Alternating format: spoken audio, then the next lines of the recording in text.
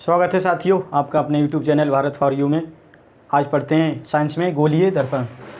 गोलीय दर्पण किसी खोखले गोले का वह भाग होता है जिसकी एक सतह पर पॉलिश कर दी जाती है, दूसरी सतह परावर्तक का काम करने लगती है। ये दो प्रकार के होते हैं, अवतल दर्पण और उत्तल दर्पण। अवतल दर्पण अगर पॉलिश उभरे हुए तल पर की जाती है तो परावर्तक का काम ये पृष्ठ करने लगता है, तो इसको कहते हैं अवतल दर्पण। और जब पॉलिश दबे हुए तल पर की जाती है तब परावर्तक का काम उभरा हुआ तल करता है, तो उसे उत्तल दर्पण कहते हैं। इसी की थ्योरी लिखते हैं, तो इसकी परिभाषा लिखेंगे। गोलीय दर्पण किसी खोखले गोले का वह भाग होता है जिसकी एक सतह पर कलई पॉलिश कर दी जाती है जिससे दूसरा पृष्ठ या सतह परावर्तक बन जाता है। ये दो प्रकार के होते हैं। दो प्रकार में एक होता है अवतल दर्पण, उत्तल दर्पण।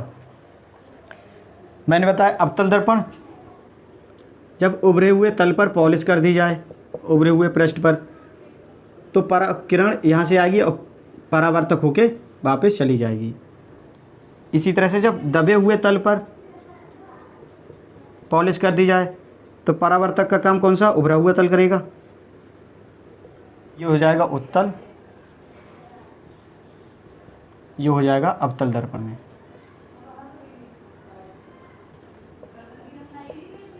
ये इसकी डेफिनेशन लिखेंगे। इसी प्रकार इनकी परिभाषा लिख लेंगे। उत्तल दर्पण की परिभाषा, यदि गोलीय दर्पण पर पॉलिश उभरे तल पर हो तथा प्रकाश का परावर्तन दबे तल से हो तो उसे अवतल दर्पण कहते हैं। उभरे हुए तल पे पॉलिश हो गई और प्रकाश का परावर्तन कहाँ हुआ? दबे हुए तल पे प्रकाश की किरण जा रही, परावर्तन होकर वापस आ रही है।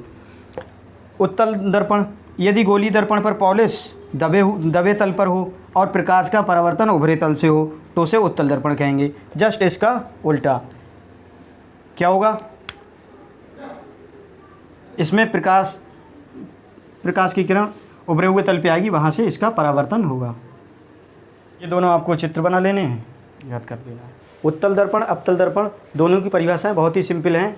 एक बार आप पढ़ेंगे बहुत ही आसानी से आपको याद हो जाएंगी। गोलीय दर्पण से संबंधित परिभाषाएं आइए देखते हैं। ध्रुव क्या है? गोलीय दर्पण के परावर्तक तल के मध्य बिंदु, इसको P को ध्रुव कहते हैं। तो लिखेंगे गोलीय दर्पण के परावर्तक तल के मध्य बिंदु को कहते हैं। तो परिभाषा लिखते हैं, गोलीय दर्पण के परावर्तक तल के मध्य बिंदु P को दर्पण का ध्रुव कहते हैं। द्वारक क्या हो जाएगा? गोलीय दर्पण के परावर्तक तल के व्यास को द्वारक कहते हैं। ये कोई खोखला गोला होगा, या इसे देख लें, ये कोई खोखला गोला होगा, तो इसका बिंदु C इसका केंद्र है। जिस खोखले गोले से दर्पण बना हुआ है उसके केंद्र को वक्ता केंद्र कहते हैं। यही डेफिनेशन लिख देंगे।